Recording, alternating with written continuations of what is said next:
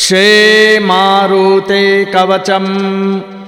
ॐ नमो भगवते विचित्रवीरहनुमते प्रलयकालानलप्रभा प्रज्वलनाय प्रतापवज्रदेहाय अंजनागर्भसम्भूताय प्रकटविक्रमवीरदैत्यदानवयक्षरक्षो गणग्रहबन्धनाय भूतग्रहबन्धनाय प्रेतग्रहबन्धनाय पिशाचग्रहबन्धनाय शाकिनी डाकिनी ग्रहबन्धनाय काकिनी कामिनी ग्रहबन्धनाय ब्रह्मग्रहबन्धनाय ब्रह्मराक्षसग्रहबन्धनाय चोरग्रहबन्धनाय मारे ग्रहबन्धनाय एहे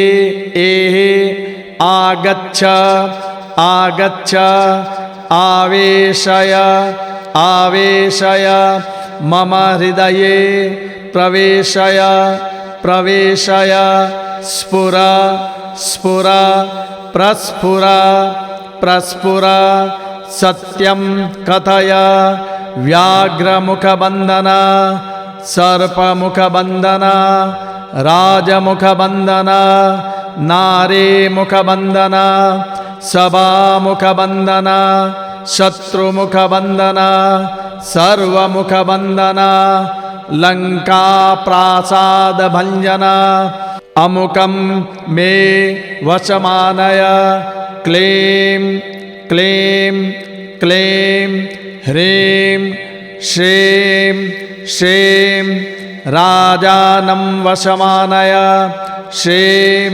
ह्रीं क्लीं स्त्रिय आकर्षय आकर्षय शत्रून् मर्दय मर्दय मारय मारय चूर्णय चूर्णय खे खे श्रीरामचन्द्राज्ञया मम कार्यसिद्धिं कुरु कुरु।